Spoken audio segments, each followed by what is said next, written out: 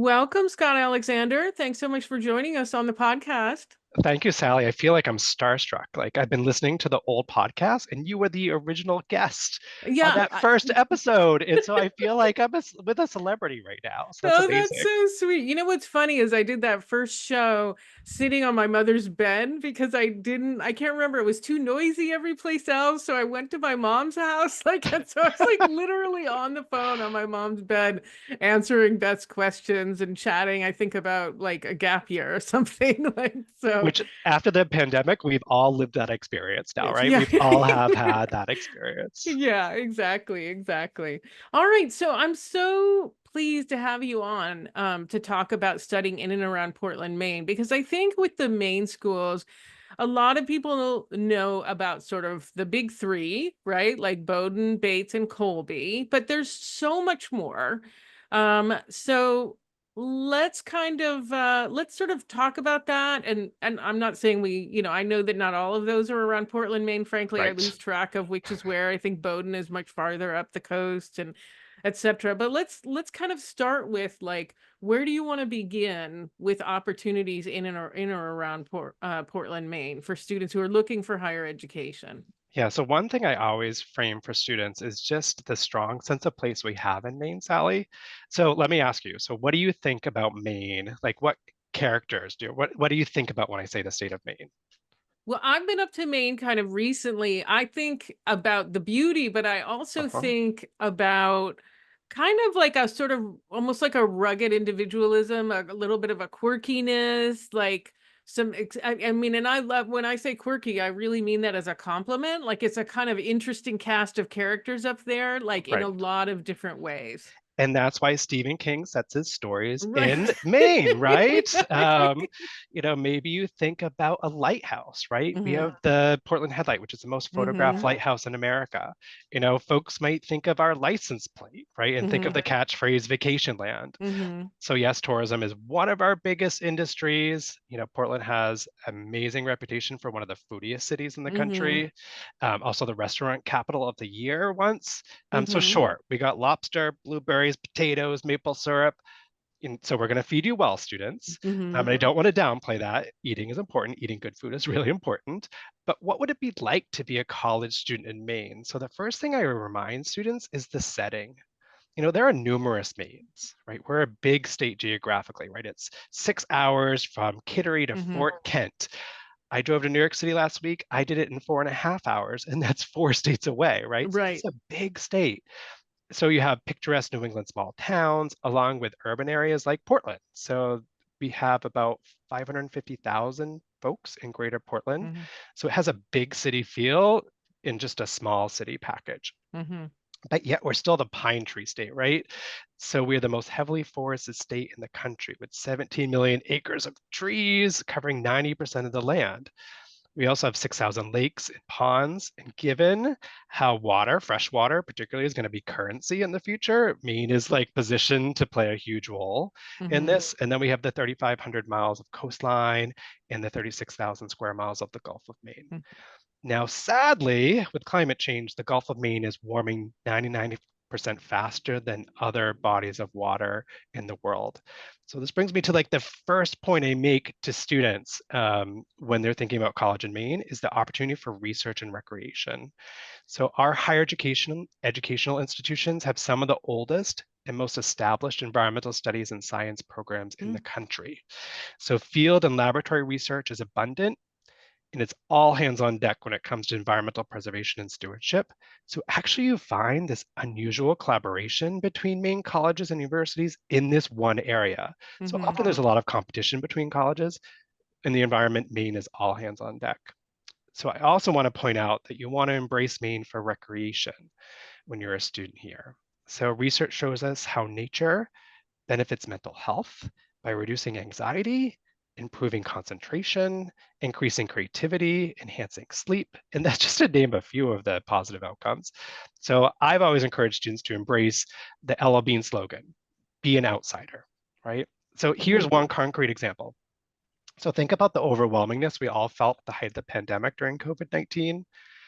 Well, during the first 3 years of the pandemic, Maine's population grew by 55,000 as folks searched for places to live that offered a better quality of life. Mm-hmm.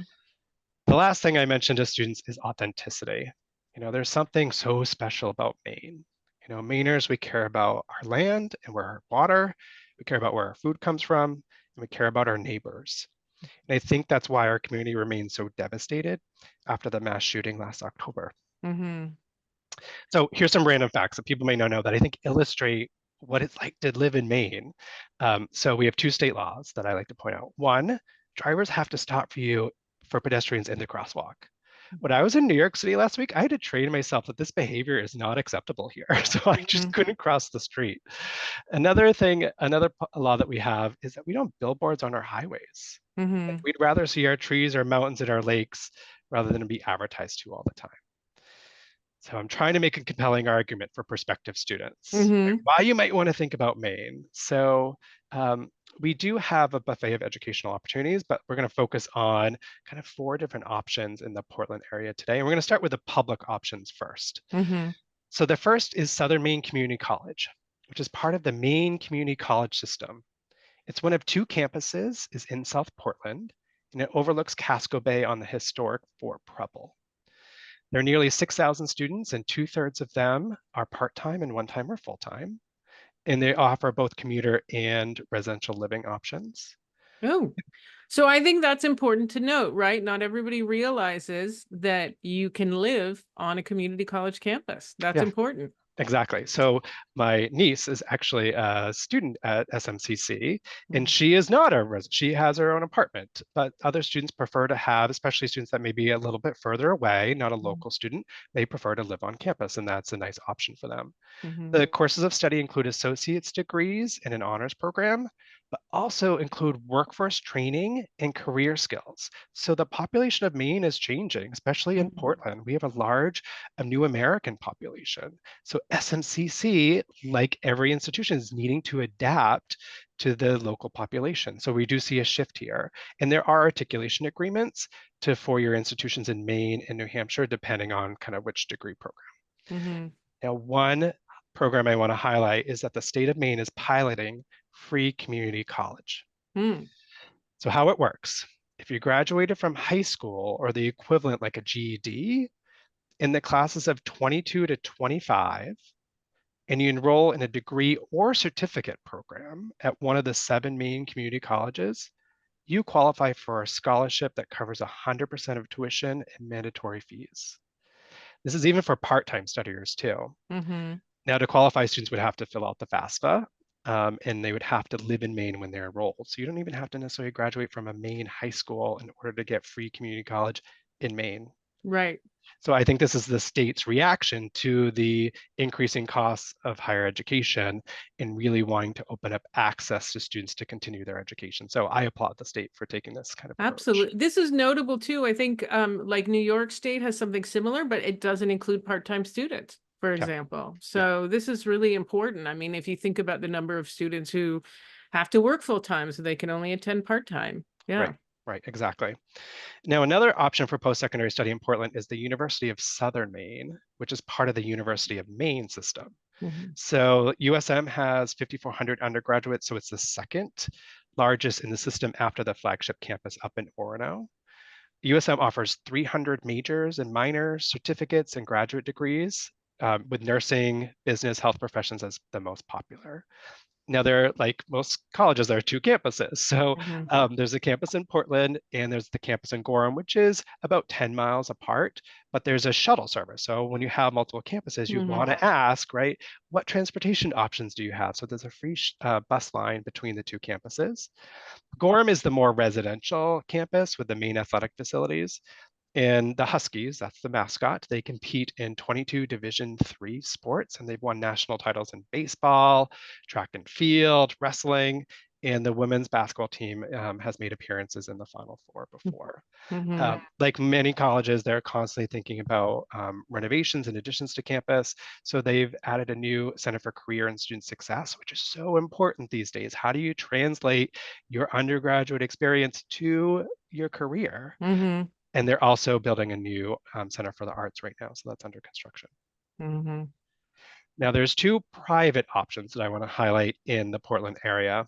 The first is the University of New England, and that has three campuses: Portland, Biddeford, which is a suburb of Portland, and Mhm. then Tangier, Morocco, which is not a suburb of Portland. No, and pretty different climate wise. Pretty different, definitely.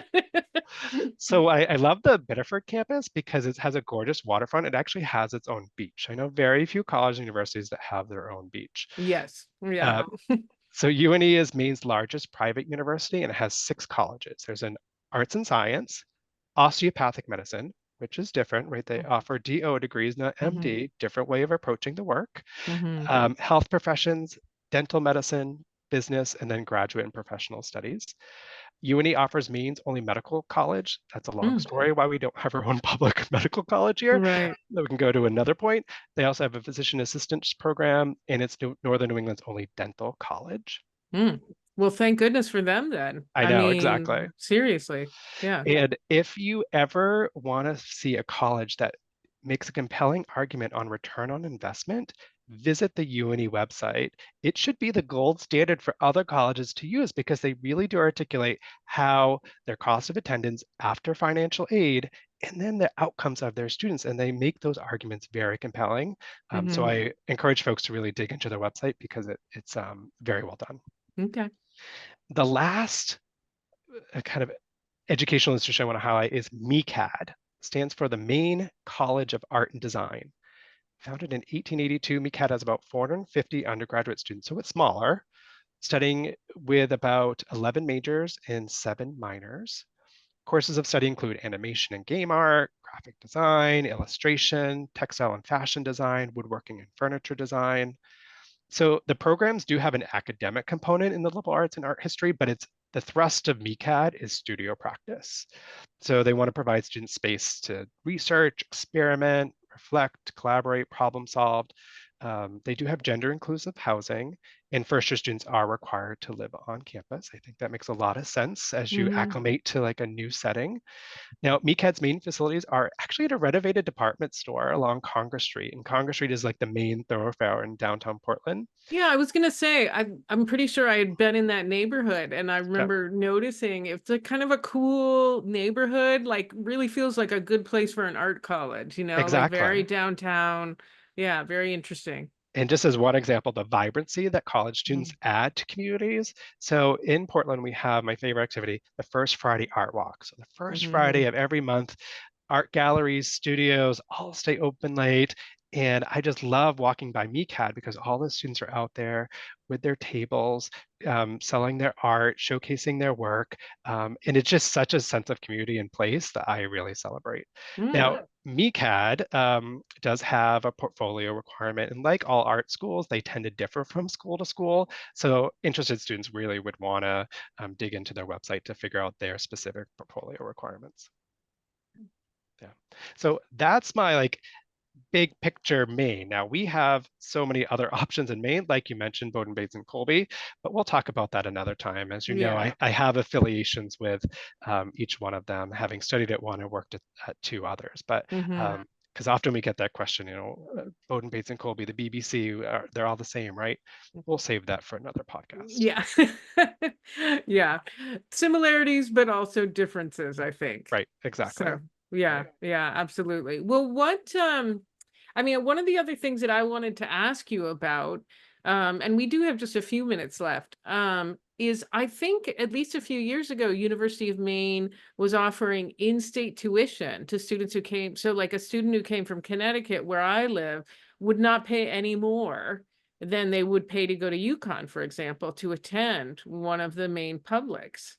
So yeah. Yeah, I'm not 100% sure, to be honest. And I think with the free community college offering, the Hmm. University of Maine system is really rethinking about what its purpose and mission is as they're seeing more transfer students rather than what you would see immediate 4-year study students. So students may be coming for 2 years rather than 4.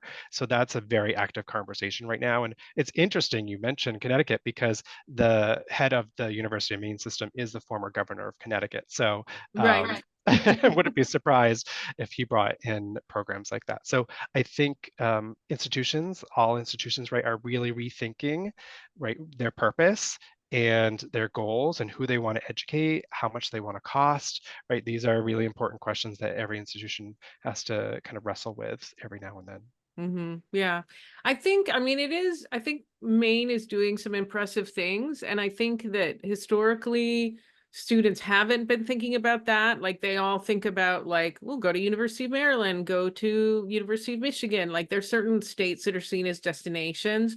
Historically, Maine hasn't been that, but I think that with these different opportunities, maybe more students will start looking at it, especially those who as you said, like want the outdoors, and are willing to embrace the snow along with the beauty that is there. I didn't mention the seasons, but yes, seasons is part of your experience here in Maine. And this past spring, I was watching our local weather, and the weatherman said that winter is 2 weeks shorter than it was a century ago in Maine. Hmm. So, and I try to remind prospective students, we need it to be cold, right? We need Right. it to be cold here. So getting warmer is not a good thing. So, but one thing you did kind of mention, the changing landscape. So I want to briefly mention that Northeastern University is opening up a new campus in Portland, as one of my colleagues said, their quest to take over the world. Right. But that's going to be for graduate study. So it's the Rue Institute. So they are actually taking over a part of Portland that used to house the B&M Baked Bean Factory.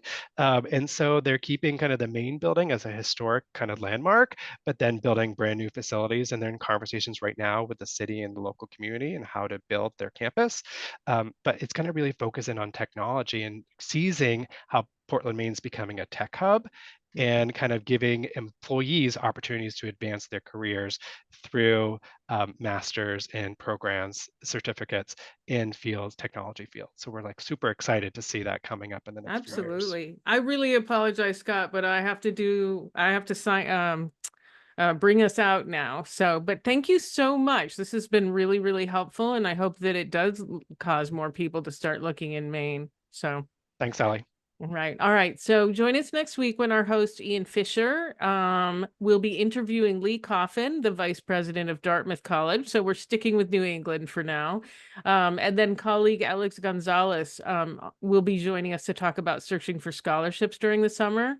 And finally, I always want to remind you that you don't have to listen to our shows live. Every show is accessible 24/7 on the Voice America website.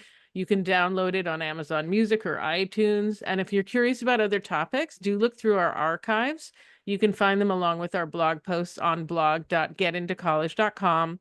And don't forget, we're here every Thursday, 4 p.m. Eastern, 1 p.m. Pacific.